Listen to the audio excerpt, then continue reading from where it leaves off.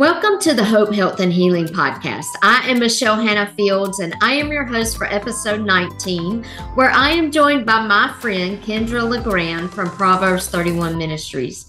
Kendra shares her story of faith, how God has been faithful to her through looking for a job in a new town, walking through singleness throughout her 20s, how God has brought her and her husband through a miscarriage and then blessed them with their rainbow baby. Making friends in your adult years looks a little different as it did in your child and teen years. So she unpacks that for us. She also talks about her podcast, FriendCHIP with Kendra, and how that came to be, and just gives us hope and encouragement no matter what season of life we're in. So sit back with your favorite cup of coffee or beverage of your choice and let Kendra's story give you some hope and encouragement today. This is my friend Kendra. She is just a fabulous person, and I know that through this interview that you're going to love her as much as I do. And I always love to share how I know people. And so Kendra and my story started almost 4 years ago. Yes. Yeah. So it was the middle of COVID. It was shut down. And just, I personally was feeling very isolated. So at that time, I was single, I don't have kids, and live by myself. And so I didn't have interaction with people at all. And the only interaction I had was my mom would come once a week to my house. And at the beginning of it, she was like, no hugging. Like my mama wasn't even hugging me. And I didn't see anybody. So the only contact I had with people was if I went to the grocery store, like I would want to wave at people and speak to people, but it was like that was taboo.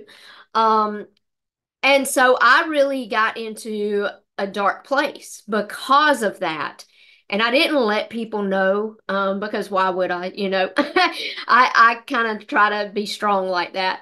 Yeah. But I did find myself in just a place of isolation, which is easy for me to do simply because of how I'm naturally wired. I'm very introverted, shy, and just that was natural for me just to go into that. Um, Fast forward into July or June rather, and I saw that Proverbs 31 Ministries, which I absolutely adore everything about. And you were having She Speaks, and it was going to be virtual. And I just felt like, what else am I doing? I'm going to sign up for it because at this time I had written a devotional book and had spoken at places. I felt the call into preaching and speaking. And I just thought this would be perfect for me just to get some more information. And I saw that you could have like a focus group. Y'all had focus groups. And so when I looked through the list, I was like, I don't know any of these people. And it was like I just landed on Kendra because I thought, hey, she looks friendly. I saw your picture and Aw. I was like, oh, I think I would like her. And so I picked your focus group, not knowing that what God had in Mm. store was going to be so beautiful. And so we, at that conference, we met like 5 or 6 times over Zoom. Yeah.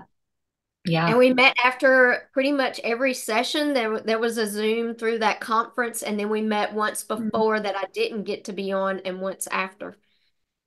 And immediately I just felt a connection with you. And so that was the start of our friendship, and just really love that. I mean, it's funny how you can see somebody on Zoom and feel connected. And Yes. that's the way I And I think felt. it's so sweet that the Lord, you didn't know anybody, as you were scrolling through the different groups, you didn't know anybody, but the Lord knew that we would connect really well and that we would need each other. And so I think that's just a really sweet part of our story and how we got connected. It truly was a God thing. And Yeah. so I think that's really, really neat.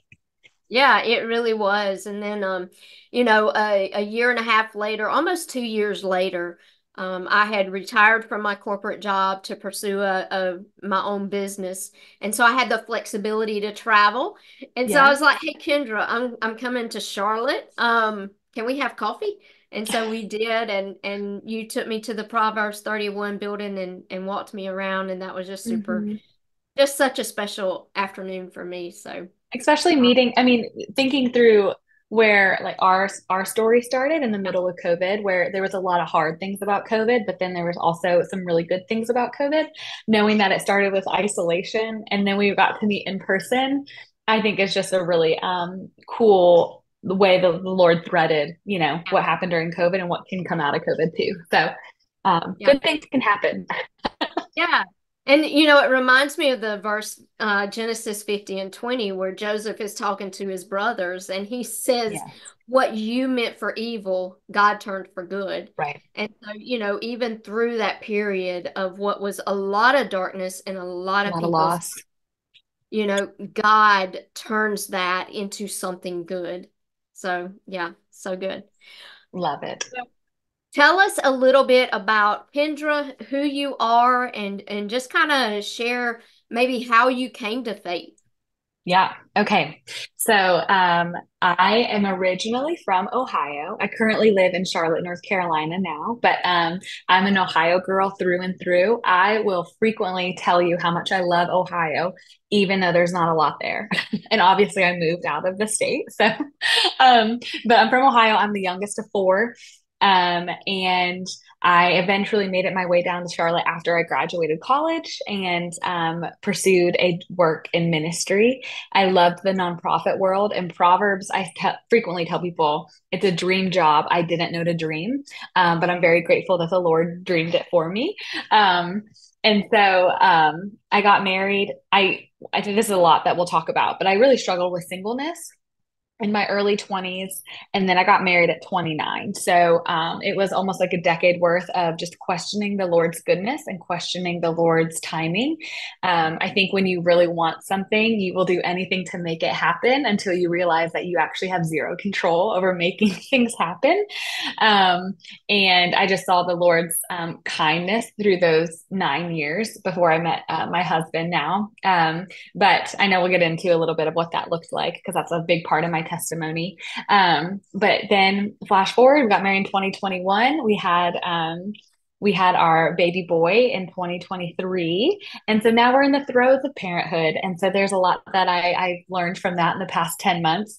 But how I came to know the Lord was just very, I feel like, simple in the sense of my parents grew up in the faith. We would always go to church on Sundays and Wednesdays. And I just really took to the youth group. And I think I took to the youth group because I love people. And maybe there was a crush or two in there, it really motivated me to go. But I just really love people and I really gravitated towards my youth leader at the time. And I did mission trips and looking back, I really did have a love for the Lord, but I think a lot of it, what I did stemmed from like if you boil down like who I am, I'm really good at working for the Lord, but not necessarily being with the Lord. I can do things for the Lord all day. I think I see it in my 9 to 5 working in ministry, but I've really had to learn doing things with the Lord. And that's probably something else we'll get into too. But I just grew up in the church and I loved it. I had a really good upbringing in the church, really good church experience. And then I went to college. I went to a liberal arts school, and I still had a strong foundation of the faith. But I think that's where I started to really take what my parents taught me and really figure out if I really believed it because I believed it or did I believe it because that's just what I was brought up to learn. So I would say I did a little bit of deconstructing with the intention though of reconstructing, which is important. um, and so I just really then solidified who I believed the Lord to be, who he was to me. I've seen his hand throughout my whole life. And so it really solidified after I graduated college, like what my relationship was with the Lord and who I believed the Lord to be. Just came out of college and questioning and figuring it out for myself. And I'm just very grateful the Lord was patient with me in those years because obviously I am where I am now because I was able to walk through that and come out on the other side stronger in my love of the Lord. But yeah, so I've seen the Lord's thread throughout my life. I would say my personality, what the Lord I feel like just who He created me to be is I'm a pretty optimistic person.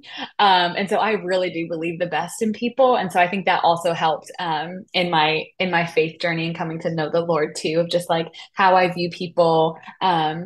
I tend to give people the benefit of the doubt over and over and over again, even if I shouldn't. And so I just think I've seen that stem and threaded out through my life as well. Just my love for people and just believing the best and really believing there's good for everybody, even if you feel like your story is even if you feel like the Lord is not working or that there isn't good. I would love to like sit with people and just show based on the story that I'm hearing the other person talking of how the Lord has been present through their whole life. I just have such a passion for that of just telling people like he's still there, even if you don't like that Waymaker song, even if you don't feel him or even if you don't see him working. There's just, oh gosh, there's so much going on behind the scenes to Yeah. show that he is. I love that, Kendra. And I think that's why we connected because that's the same with me. Like Yeah. I have that same personality, that same love for people to really, give them the benefit of the doubt, to help them see, hey, Mhm. you may not see what God's doing right now, and you may not see how he's going to bring you through, but he will, and Yeah. he's faithful. And I told my Sunday school class this last week, like what I really want to do is this trust I have for God right here. I want to Mhm. pluck it out and put it into you. Like, Yeah. but you have to walk through that yourself. And Yeah. so, I know you've had a lot of times in your life where you've trusted God and had to trust God. Talk about, one of those things that I know that He did was how He brought you to Charlotte and to Proverbs 31. What Yeah. did that look like? And I know that you left Ohio, and that can be a scary step when you're leaving your family and friends like that to Yeah. create this new life that you don't know what it's going to look like. Right, right. I think the timing of it was the Lord's kindness because I was very young and very optimistic. Like, not, I didn't really understand how the world worked. I knew there were bad things and I knew there were hard things about the world, but I had like a childlike faith, as they say, of just being like, oh, well, I'll just like figure it out when I get there, kind of thing. I was very lucky in Charlotte. I did have some family, so I did have some connection here, which was great, but I moved without a job. And my dad was not the happiest with me. I remember I had a job after college and I called him and I was like, okay, how long do I need to stay at this job before I can quit? And he said, you should probably stay at your job for at least a year. And I didn't know if I could do it because I wasn't in a very good place mentally in the sense of I wasn't connecting with my coworkers at that job. I didn't see any good coming out of that job. I felt like I was made for more and I should have like a greater purpose. But now looking back, I saw that the Lord, his timing is perfect. And there were things that I needed to learn at that job. And the door at Proverbs was not open yet. And so maybe that's why I was in that job for a year and a half. And so I did eventually quit my job and I was like, I'm going to move to Charlotte because I want to see if I can start over. I want to see if I can make a life for myself that's not ingrained in the life that I built in Columbus, Ohio for college. And I moved and eventually got the job at Proverbs. And it has truly been a blessing. I've been there it'll be 9 years in December, so about 8.5 years. And I have come to know the Lord's goodness and his kindness and his love based on the people I've worked with and what I've gotten to do. And so it's been really neat to see my faith really solidify based on where I was able to work, which I know is not everybody's story. And I know, we, God, God bless the work that we do and he called us to work, right? But he didn't say it was going to be easy. If you look in Genesis 3, we kind of ruined the easy route. So of course there's hard things and the 9 to 5 can be really hard for people. And I know that, but there's also, on the flip side of that, it's really cool to see what the Lord will do through really hard things, like your job. So I moved in 2015 and then I've been here ever since. And there's been really good things and there's been some hard things too. But it's been fun to see the Lord work.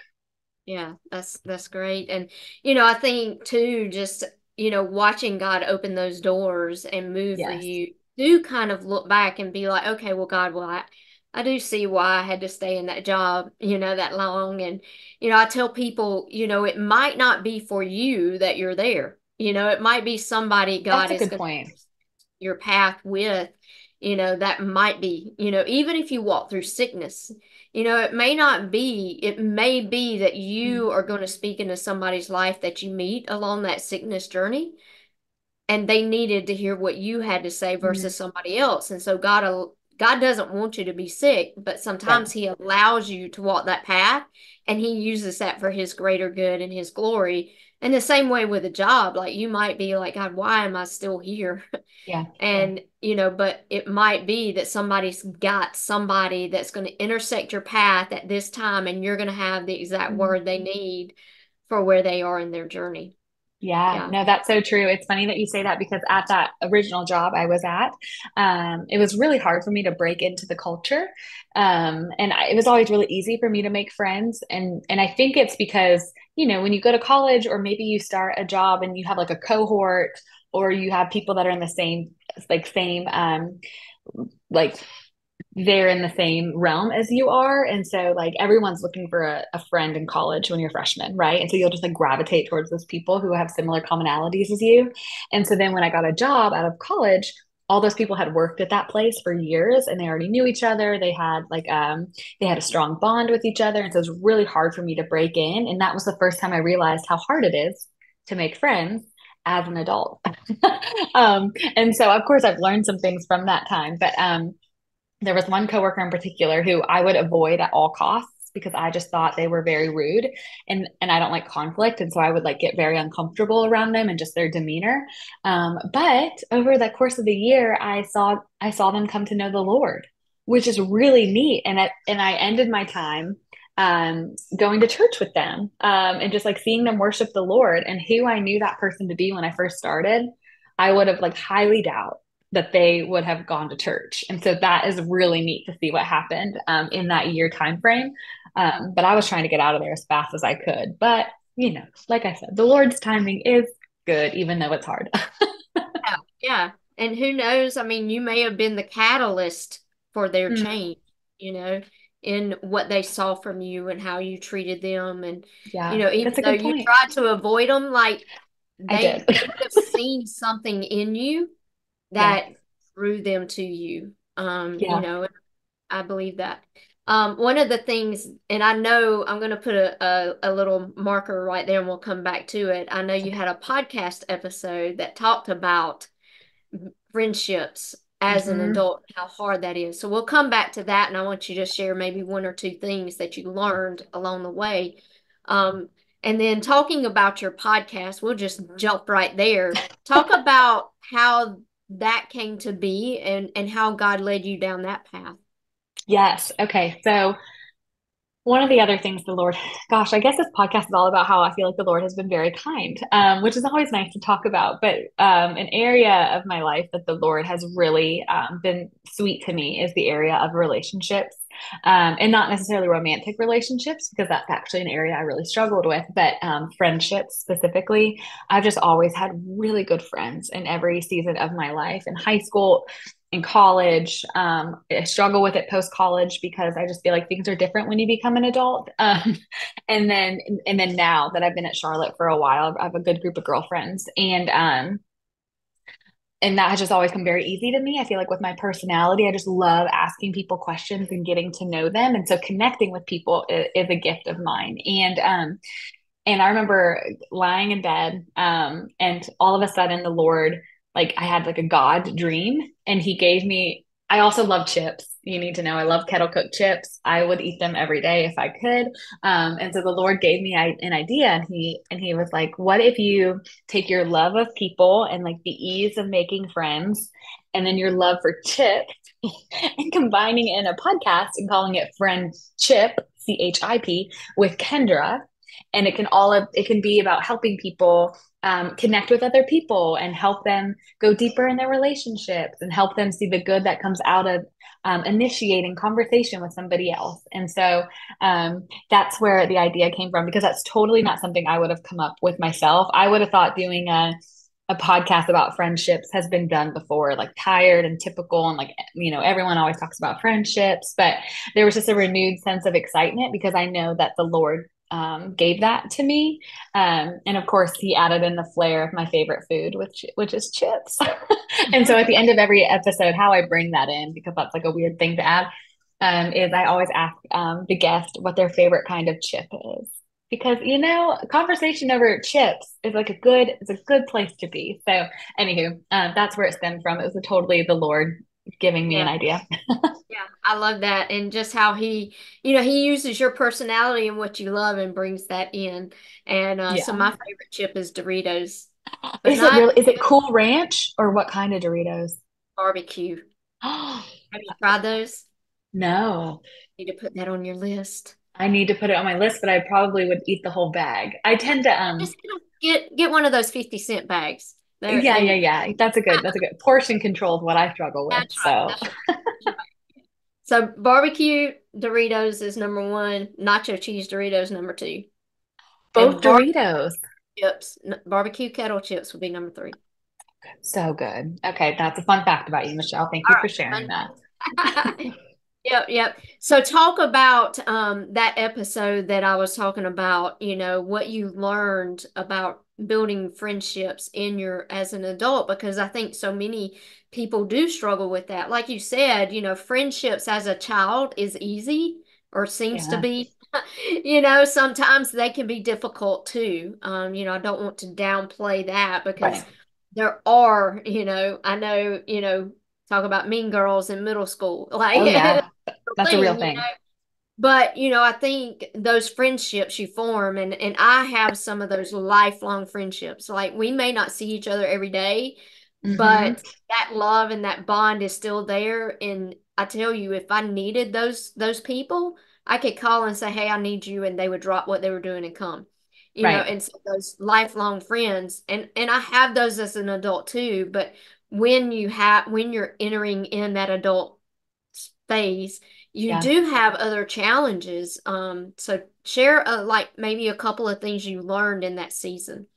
Yes. Okay. I was looking for something I wrote about it, but I remember specifically the thing I've learned through making friends as an adult is it's so important for you to get over um, or for us to get over the idea of rejection, which is hard to do. And so I think rejection can be like a core thing that the Lord is working on all of us because it's hard to like be told no or to put yourself out there and then it not be received well. But it's so important to initiate conversation first because I really do believe everyone is out there waiting for somebody else to make the first move, whether that be in friendships, whether that be in dating, whether that be at a networking event, where you walk into a room and of course you have name tags and you're just told to go network with people. Even for an extrovert like myself, I get so anxious, and so I have to like build up in my mind to be like, okay, just like start talking to somebody and see where the conversation goes. And so something I've learned as an adult is initiating. And so what I mean by that is if you notice somebody at a local coffee shop that's there every morning that you are, and maybe they're reading a book you're interested in, it's just starting the conversation, asking them about that book. Um, because I would say 95% of people will engage in the conversation with you. Of course, there's some times where maybe they wouldn't, and that's okay. That'll just direct you to the next person maybe you're supposed to say hello to. But I think everyone loves when somebody else goes first. And so just taking the risk and trying to go first, I think is one of the things I learned as an adult. Also, just keeping your ears open because people will tell you things without actually telling you things.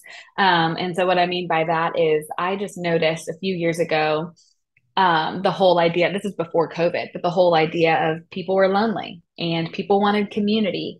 Um, and so I just like heard the thread of everyone, of people talking or posting on Instagram or in a meeting, somebody would say something like, I just like really miss my friends from home. Like that now that I moved here, it's like really hard to like get connected. And I just like took all of those little threads and I was like, okay, well, maybe I'll just start a small group. And so I just like heard what everyone was saying and then just truly blasted out an email, I think to 30 women that I knew were struggling to find community. I sent them an email in December 2019, and I was like, "Would you guys like to be in a group together?"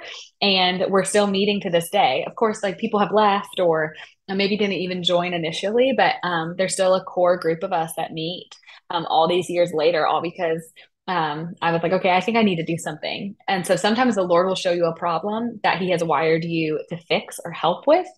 And I think my gifting of connecting and bringing people together, I think the Lord really tuned my ears into hearing a problem, which was a lack of community, and then giving me what I needed, which was an outgoing personality. And I just took initiative to try to see if I could help fill the gap.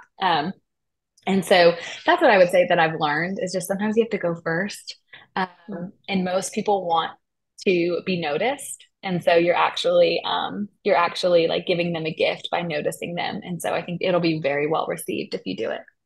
Yeah, I love that you're giving them a gift, you Hmm. know, by noticing them and speaking to them. And I found that myself too.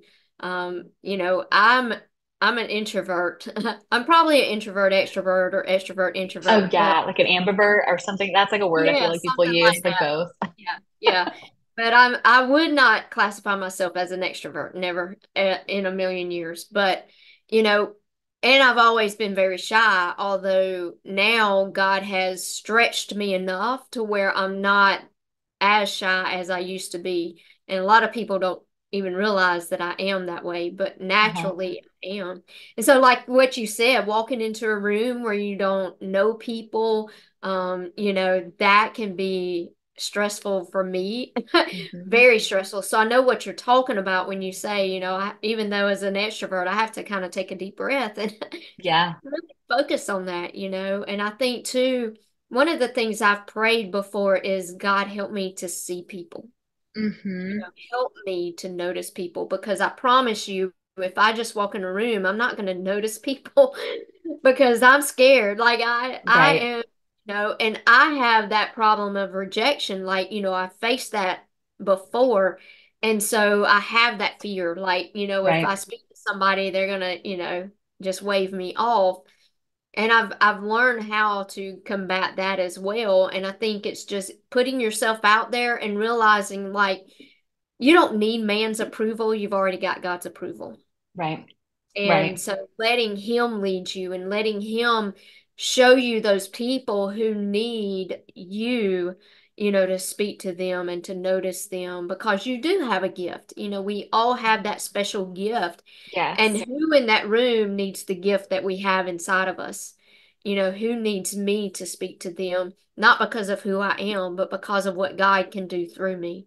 Right. And So, it gives a purpose, it kind of it takes the focus off ourselves of like for me, like being anxious about, well, like what if I don't connect with somebody or like what if I say the wrong thing? Praying that simple prayer, which we can use in so many different aspects of our life of Lord, help me to notice the person you want me to see, just gives me a little boost of like the confidence I need to know that like, okay, this is truly the Lord's leading and it's nothing that I really have to do. I pray that this is a little off topic, but I pray a simple prayer of like, Lord, show me what you want me to get done today when I start working, because I can have a whole to-do list and I can get very overwhelmed of like, how am I going to get all this done? But if I pray that prayer, that's like me surrendering, or it is me surrendering to Him of being like, okay, I'm going to be okay if I only check two things off because that's where you wanted me to focus my time. And I know that you will provide more hours in the day tomorrow to try to knock a few more of these things down and giving myself permission to not feel like I have to check everything off, which is something like another core struggle of mine, which has to do with like doing all the things and doing it well and look good doing it. And so there's just little prayers that you can pray throughout your day that just realign with the Lord. And I think that's always good to do. yeah, I think so too. And, just having that heart of surrender, it does so much. It relieves you. I'm the type that I want to be in control of everything. But I when I love can, control. yeah, I do too. I want to know how things are going to work and what we're doing and every step of the way. And God's like, yeah, I'm not giving you all that, Michelle. You just got to trust. And I'm like, really, God? Like, Yes. but I think the freedom comes in when we do surrender that control over to Him. Even on a daily basis, like you said. I'm going to start trying that, Kendra, because I don't do that very well. I have my checklist. You and I can do it together. I know. Yeah, And it is yeah, tough, but yeah. And I think too, just just having that heart of surrender to yeah. your day and what you get done and releasing. I don't know if you're a perfectionist, but I am. Hmm. And I heard this on a training one day, and the guy said there is no such thing as being perfect in whatever Hmm. you're doing. He said that will put so much more stress on you. What you really should do is ask God to help you be excellent in everything you do Mm. because excellency is attainable, perfection is not. Oh, that's good. It's all Yeah. about like reframing and actually like Yeah, doing, yeah, I love that. yeah. And so he's like, you can do everything with excellence. That Mm. doesn't mean you do it perfectly. You may not do it right all the time, but you Yeah. can do it excellent according to your abilities, and God will help you. So I love that. And I try to think about that, and not let Yes. that perfectionism, take over so much. I love that. That's great. Well, talk about your singleness and really how you allow God to lead you in that. It can be so hard. And I know a bunch of people who struggle with that even now. I know some Hmm. people my age. I know people who are in their 20s and 30s that struggle with that being single and the Hmm. worldview of you should be married with kids by this age. Right. You know, Oh, yeah. The and timeline is yeah, what the caused the most timeline stress. and really, walking through that and then seeing your friends who are getting married, Hmm. that kind of thing. What did that look like for you, and how did God really guide you through that and help give Yeah. you peace in that? Yes. Okay. So let's just chat about the timeline. I was somebody who I thought, and I like for things to make sense in my mind, which I think a lot of us do. And so to me, what made sense was I would graduate high school, I would go to college, I would meet a guy at college, we would get married soon after graduation, and then I would start having kids. I would be a stay-at-home mom. And that is what I thought would make sense. That made that like brought me peace in my mind. That it was just like the natural progression of life. But as we know, our timeline doesn't fit the Lord's timeline, and everything kind of can align very differently. So, um, I the biggest turning point for me was in 2016. I had just moved to Charlotte. I was really excited to move to Charlotte because I thought that would give me a new pool to date and see if I could find my future husband. And so when the Lord, I felt like the Lord said, and I used to get really tripped up when people said, like, the Lord said to me, because I was like, oh, the Lord has never said anything because I've never heard his audible voice. And so when I say that, like to me, how the Lord speaks to me is like just through like a sense of like, oh, I'm getting a sense that I'm supposed to do this or stop doing this. And so I felt like the Lord was telling me in my spirit to take a year off dating. And so 2016, I think I was 24 or yeah, 24. And I thought that was a joke. I was like, what do you, I moved to a new city. I don't want to stop dating. Like, what do you mean I need to like just not date for a year? And so I did. I got off dating apps. I like if anybody approached me and asked me on a date, I would say no. But come to find out after a year of being single, literally no one asked me on a date. And so it was very humbling that I thought like these people would ask me on a date, but that never actually happened when I took the year off of dating. So I have Well, a they were whole, all crazy guys for not asking you out. yeah, they're just so crazy. So I have this whole app like note on my phone and it's titled Singleness, and it says a year of singleness lessons, and I have like 23 things that the Lord taught me in this year. But one of the biggest things was there's scripture that says and I wish I had it, but ultimately it says something like no good thing does the Lord withhold from you, or like all good and perfect gifts are from the Lord. And so I started like thinking through the lens of singleness, because I was like, what happened to where I thought singleness was a bad thing that I'm trying to fix, that I'm trying to get out of, that I'm trying to rush through? Like where did I like change and like reframe like what singleness was? Because the Lord never said singleness is a bad thing. yes, it can feel bad when all your friends are getting married and you can feel like something's wrong with you, that you can't attain what the world has said is like the next natural step in life. But every good and perfect gift is from the Lord. And so singleness, although I did not like when people told me this when I was single, is a gift from the Lord. And so just reframing like, okay, when did I see that singleness became a bad thing in my life? And what if actually it's like teaching me some really good and healthy things about myself that's only going to help further his kingdom as I continue to live my life. So I think the Lord really had to work out of me that I viewed singleness as not necessarily bad, but um, as something I needed to rush through to get to the next thing. When ultimately it was something that the Lord wanted to like move with me in and find out some things about myself. And so like there's like so much that I learned from taking a year off dating. I learned that I was idolizing my future husband. I didn't know who he was at the time, but I was idolizing who I thought my husband was going to be. And so, I mean, in scripture, it says that you should not have any idols before me. And I didn't realize that the idea of marriage and the idea of whoever my husband would be had completely taken over where the Lord should sit in my life. And so everything I did operated out of like finding who that person was. Like my life can begin once I get married. Like all of those things had to be stripped down. And so that's what the Lord did in that year. And I think another thing to note, it wasn't like December 31st came in 2016 and I like saw my future husband, right? Like I did not meet my current husband, Will, until 2019. So there were still 3 more years of me trying to grapple with um like this whole season of life I was in. And so it was just very interesting, but a lot of ups and a lot of downs, but I became more at peace with who the Lord where the Lord had me than I ever had before. Um, and then learning how to celebrate others when they get what you want. I think that was a big thing. You would get a wedding invite in the mail, and the bad part of me would be like, why her and not me? And so that was something I really had to work out, like that bitterness and that jealousy that came out when I would see like even a post on Instagram of an engagement. I'd be like, oh, good for you. Like glad it worked out.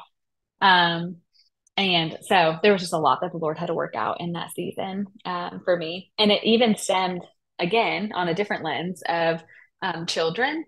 My husband and I walked through a miscarriage 2 years ago now. And so when I saw that other people like announce their pregnancy, like that was then like another reminder of like, oh, how I'm reacting to that is something that I need to take to the Lord, because obviously I'm not exactly excited for them or like showing like pure love towards them when my mind is in a very bad place with it. So I just think that can come up over and over again, but it's really letting the Lord guide that I think good can come of it. But it's tough, especially if you want to be somewhere else than where the Lord has you. Yeah, for sure. And I think all of those are such great points and just really trusting God's timing, and his ways. And, even what you were saying about, the miscarriage and all of that, that those emotions, they're very real and they're very natural. And Yes. so many people can relate to that. And, Hmm. I think all of us, when we see somebody who has what we're desperately seeking after, Yeah. those feelings can rise up. And, the enemy wants you to dwell on what you don't have, Yes. regardless of what it is, instead of dwelling on what you do have and what God Hmm. has in store for you that maybe you haven't seen yet. And, I'm so grateful that the Lord in those moments, he comes to us personally He and does. he's, but I love you and I have Hmm. something good for you, and I think we do have to live always in surrender of those things. And, I think those feelings are going to come. It's like, what do we do with those feelings when they come? And Right, so right. that over to the Lord. Hmm. I just read the book Untangle Your Emotions by Jenny Allen, and I think the subtitle is Naming What You Feel and Knowing What to Do About It. And the whole idea of like every emotion is God given, whether you view it as a good emotion or a bad emotion, like anger or frustration, can be classified as like not Christian, like don't express it, don't show it, like stuff it, deal with it like alone. But all emotions are like indicators of something else going on. Lisa TerKeurst, who's an author, says like emotions are indicators, not dictators. And so emotions, when they well up, whether they're good or hard or tough to process, they can just maybe show you something else that's really going on under the surface. And it's like how you process them, how you bring them to the light, how you express them to a friend. Can just really get to where the Lord needs you to be to like work in you with something. So I had to learn a lot about emotional health through counseling, but yeah, it's just they're good things from the Lord, but it's just like what we do with them. Mhm. Is where they can get a little tricky. Yeah. And as hard as it is, even with a miscarriage, like that was a life God entrusted you with. And this is something I'm trying to remember who said it. Might have been my Sunday school teacher a couple of weeks ago. And what he was saying was, I think he was answering he was doing a Q&A. And one of the things he said that I have never thought about before, a lot of times when we walk through those things, we're like, well, God, I know what it was. He said that people would ask him, why did God take so and so when they were so young? So you can even apply that to a miscarriage.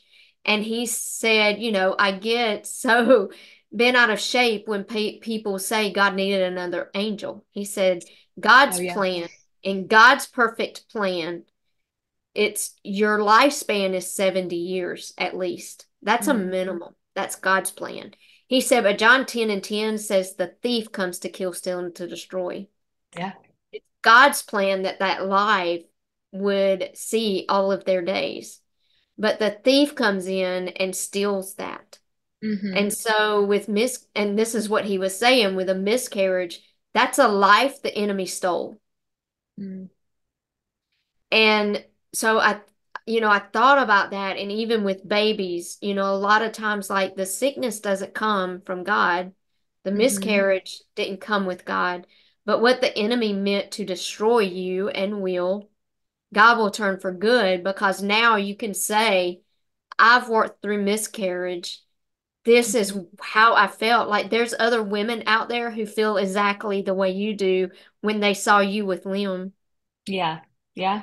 And now hearing you say that, that gives them comfort that, wow, Kendra, I know what kind of Christian she is, and she struggled with this too, and she's okay, and I'm Mm-hmm. going to be okay too. And so, what the enemy, he came and he stole that to try to destroy you, to try to kill your testimony.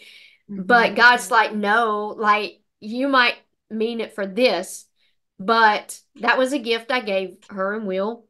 And I'm going to heal her heart and help her that even though from now on there still may be a sting, but God takes the sting of death away. And Yeah. so realizing like there's so much good that God will bring out of you walking through that and helping other people. And as you do that, it heals you too. Yeah. And it brings hope to people. Yeah. I think hard things, um, those are like some of the most intimate times you can have with the Lord, right? Because I feel like I ask the most honest questions. This is just for me. Like, I don't want to like put this on anybody else, but I ask the most honest questions when I'm walking through something hard, and those Yeah. can be questions of why me, why her, why this, why do good things happen to bad people, like all the questions, but I don't allow myself to ask those hard questions if my life is good, because I don't like why spend time on them if I'm like enjoying like where I am and what I'm doing. And so I think the Lord, there's like good things that can come out of really hard things, but yeah, just the most intimate times with the Lord have been when I don't have the answers. I can't give the Christian answer. I don't know where to turn in the Bible that would give me comfort, but I know I can ask the questions, and just like sit with it. And I might not get the pretty answer with a bow on top, and that's going to make the most sense. But I know that the Lord is going to at least comfort me, and I'll be able to tell about the God who is comfort, right? And the God who who provides. He provided people to come around Will and I at that time and provide food. And he strengthened Will and I's marriage through it. So there's like good that happened, but it's still, I mean, there are still times where I'm like, gosh, like I wonder why that happened, or why would we need to like walk through that? But yeah, I think the Lord for me, that's when I get the most honest with the Lord, is when I'm walking through something really, really hard, because I don't tend to ask the hard questions when things are good. So, um, yeah, it's interesting to see how the Lord works. It's like very upside down kingdom. I mean, that might be very like Christian talk, but meaning, the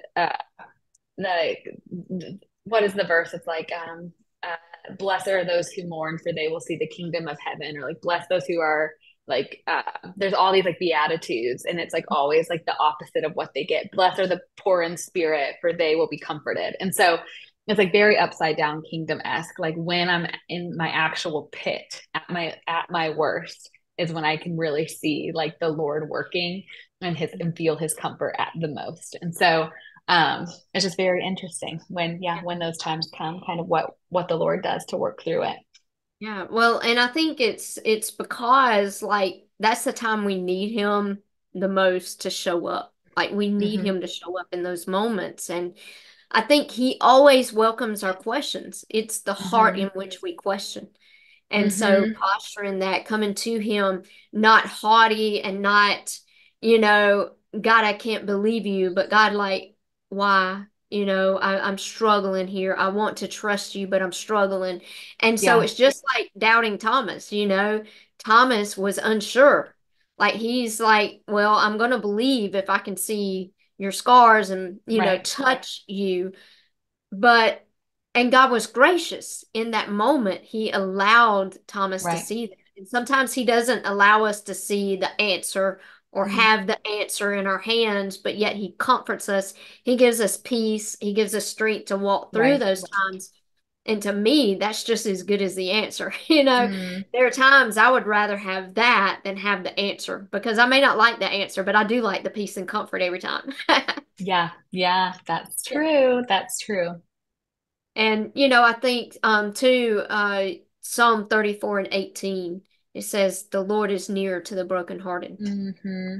And so when you walk through those moments, God does show up because He knows that in that moment we need Him to show up and we need to feel His presence and His peace in a powerful Yeah. way. So I love that. Um, Talk about, how you see God moving now. Hmm. What's on the horizon for you and what is something that you're like, I never saw myself at this point, but I see God moving here.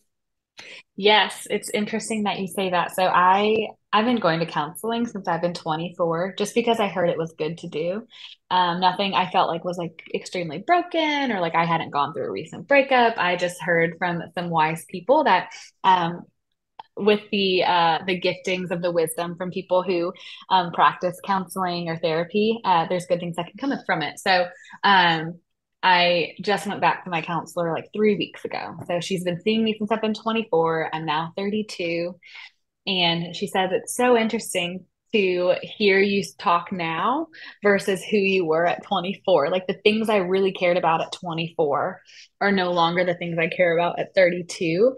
And just like she would say like the growth that she's seen in me, or like my priorities have really like formed in a different way.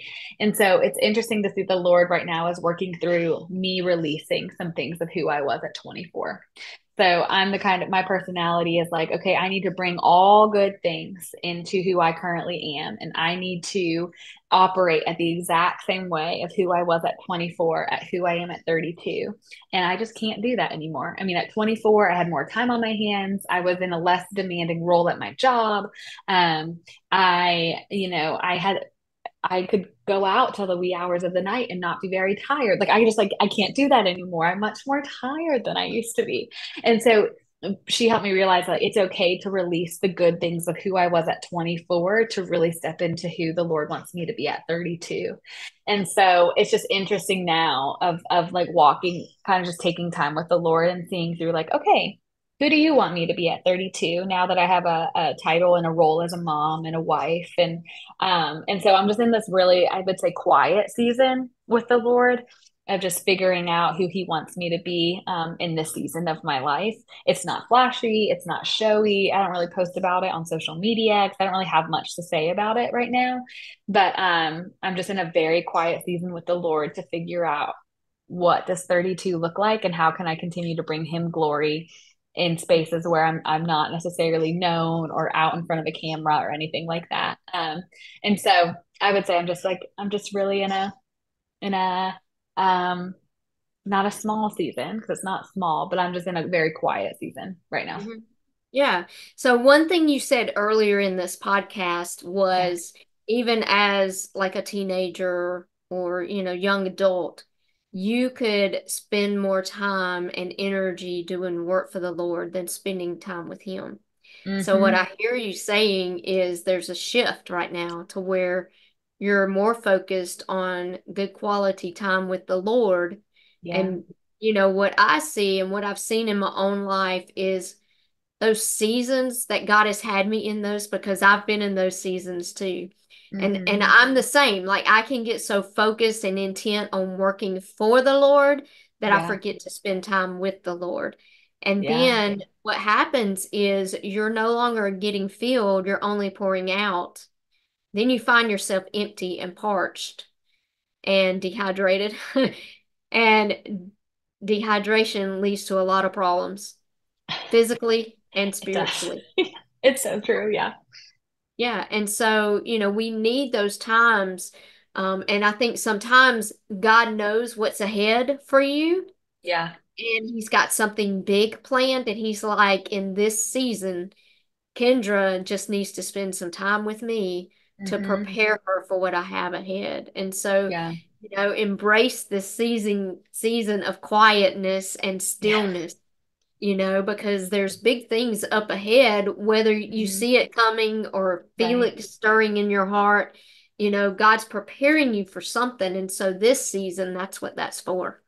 Yeah, no, that's so good. I'm learning it's okay to not run at the same capacity that I used to run. Yeah. Just because I'm in a completely different spot, but it's okay to release who I was at 24, but I loved who I was at 24. I always tell my counselor, I'm like, I was so fun. I'm not fun anymore. And she was like, I would just think you redefined your definition of what fun is in your season of life. So Yeah. yes, I'm just learning. Yeah, I'm just in a very quiet season with the Lord, but it's still a really good season because there's good Yeah. things from it. Yeah. I love that.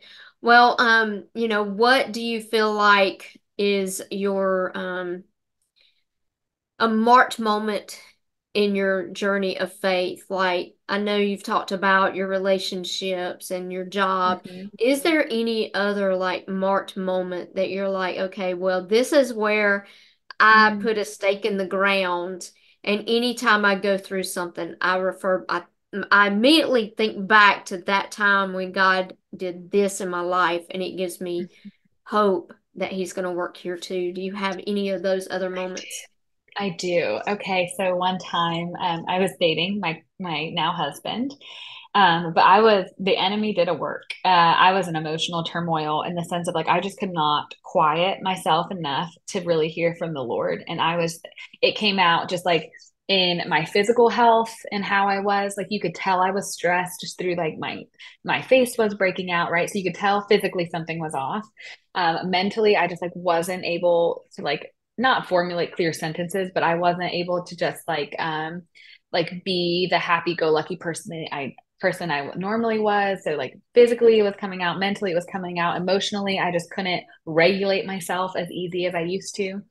And I was really struggling of figuring out like it was a pivotal point in our relationship of whether we were going to continue to be dating headed towards marriage, or did we feel like, okay, it's either like marriage or we should probably break up because it wasn't, serving us anymore. So it was like a really pivotal point for both of us to really figure out what does the Lord have for our relationship. And I remember we agreed to take some time apart from each other, like for a few days. And I spent some really strong time with the Lord. And the Lord brought me to the story in Genesis with Abraham And it's when he like brought Abraham out and he like looked up to the sky and the Lord promised him like your descendants will be greater than like all the stars in the sky. Definitely go read it. Don't take my word for it. But I'm kind of paraphrasing. And so the Lord was like, I want to make a covenant with you, right? So he sent Abraham out to get all of these animals, told Abraham to cut the animals in half and lay them in a specific area. And before the Lord came to make the covenant with Abraham, Abraham was keeping the birds that were coming down. Because, you've seen carcasses on the side of the road. Birds love them. And so, birds were trying to come down and like eat the animals that Abraham had gathered. And Abraham was keeping the birds away. And I was like reading through this story, and then Abraham falls asleep, and the Lord still makes the promise with Abraham, even though Abraham wasn't awake to like partake in this like really special moment, this like covenant, because a covenant is usually between two people, but the Lord made the covenant himself. So it was like only on the Lord. The Lord made the promise to Abraham. And I don't know why the Lord brought me to that scripture as I was reading it, but I go back to it time and time and time again when I need to make a big decision or when I want to spend time with the Lord and I feel like I haven't felt the Lord lately, because the whole idea of the birds coming down right after Abraham had gathered what the Lord told him to gather and keeping the birds away just shows that there was time between when the Lord promised Abraham something and when the Lord fulfilled the promise. And so I can find myself in those seasons of like, Lord, I know you're good. You've said you're good, but I don't feel that you're good. And so what do I do in that time of the Lord, I know something, but I don't necessarily see it playing out. And what do I do with that time in between? And so I don't really know if that answers your question, but I go back to that story in the Bible of just knowing like the way the Lord spoke to me in that moment. Was really, really good for me. And I just go back to that all the time. It's like, what do I do in between what I know to be true about the Lord and what I'm feeling, and what do I do in that in between space? And sometimes I'm called to keep the birds away, right? And keep the enemy at bay and pray and bring people into it and just kind of help me be in that place before the Lord delivers whatever he's delivering on the other side. That's so powerful. I love that because it is that in between that is so hard. Mm-hmm. I read a book at the beginning of the year. It's called The Expansion Mandate by Rachel Wortman. And she's talking about when God led the people of Israel under Joshua's command across the Jordan. And so Yeah. she's talking about expansion, and there's four different steps to your promise being fulfilled. The first one is believing that there is a promise for you. Mm-hmm. God has a promise for you. And she says in there, like, the time of that season is dependent on you. How long does Mm-hmm. it take you to believe that God has something specifically for you? And Mm-hmm. then then you have at the promise. So it's you're at the promise. And so at that point is when they were at the brink of the Jordan. And she says, God had said, step into the water and then you'll see the waters recede. It Mm-hmm. says, as soon as the priest stepped foot in the water with the ark, that God held the waters back. But what I didn't realize is the water was stopped 17 miles upstream. So there was that in between time. How long did it take for the water from 17 miles upstream Mm-hmm. wash down through here before it was dry land? God Mm-hmm. worked the miracle just when Yeah. he said he would, but they didn't see it Mm. until the water traveled 17 miles from the stopping point. Yeah. And so it's that 17 miles of in between Yeah. that we have to learn how to trust him. And so I love that you brought that scripture out because that tells us like, God is faithful. He's just calling us to do what he's calling us to do in the in between. And we have to just trust that in his timing, in that 17 miles of in between, we're going to see the miracle. It's already Mm. taken place. We just have to trust and believe Right. It's there. But sometimes there's work to be done in the in-between. And I just looked up, it's Genesis 12 if you want to read the whole story. I Okay. could not pinpoint it, but Awesome. Genesis 12, the whole chapter is what I was Awesome. referencing. Yeah, Yeah. that's so good. There's I have a story. I'm not going to share it, but Genesis at the very end of Genesis and 11 and Genesis Uh-huh. 12 is a pivotal moment for me. That's one of my Look at marquee. that. Yeah, The Lord speaks in repetition. So I think there's something in there. there is. There is. Well, that's awesome. Well, I appreciate you taking the time Hmm. and sharing your heart with us. Is there anything else that's on your heart today? Gosh, I feel like there's always a lot of things on my heart, but I think the thing that I've seen to be true over and over again is just having good people in your corner is just really good for your soul. And so if you are out there and you're lonely or you're experiencing isolation, it's hard to tell people what you're going through, but the Lord calls us to community. And so I would urge anybody who's in that place to just reach out to somebody. Yeah, because people are so important. And I think I know people are the Lord's greatest creation, and He created us for community. So that's just what I would say. It's near and dear to my heart. I love that. And he did. Community is a vital part Yeah. of what we do and who we are. We need it. Well, I have three questions I ask all of my guests. All Okay. right. So the first one, if you could only have one scripture for the rest of your life, what would it be? Okay, is it Second Timothy 1:5? Is that it? You did not give me the spirit of fear, but of love, power, and a sound mind. One Oh, is that seven. right? 1:7. One Okay, seven. thank you for keeping me. Yeah, yeah, yeah. That's the one. Uh-huh. I love that one. That one's very special to me as well. Hmm. All right. Now I do know part of this answer, just because I've been around you, but are you a coffee drinker or a tea drinker or neither? I'm a coffee drinker, but I respect tea. I respect tea. I have it at night sometimes, but I'm coffee true and true. And usually I drink it black or with an almond milk latte. All right, good deal.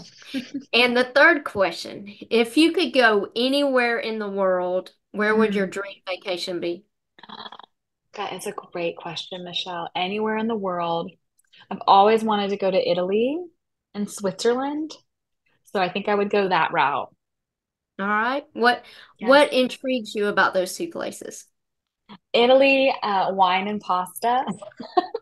And then Switzerland, I would say my parents went when they were young marrieds, and they just talk and talk and talk about how beautiful it was. And so I just want to experience it for myself to see if it lives up to the hype. All right, sounds good. Well, I can't wait to see when you fulfill that dream and you Thank post you. pictures. I know you're going one day, one day. Well, Thank you, thank you. Michelle. Thank you for joining us on Hope, Health, and Healing. I know that Kendra's story has inspired you today. I know that she's given you some nuggets of wisdom that you can carry into whatever season of life you're in right now. Join me next week as my friend Alicia Munden shares her story of hope with you. She has an incredible story of walking through childhood trauma, what it looked like as a single mom, and then how God brought an incredible man into her life. She also talks about how even though you can grow up in church and go throughout your young life and 20s going to church, being raised in church, but never truly understand what it likes for Jesus to love you and have a relationship with Him. She also shares marked moments on her faith journey that I know will speak to your heart. So be sure to join us next week and hear her story. I would love for you to like and share this podcast with your friends and family. And if you have not followed the show, be sure to do that. Thanks and have a great day.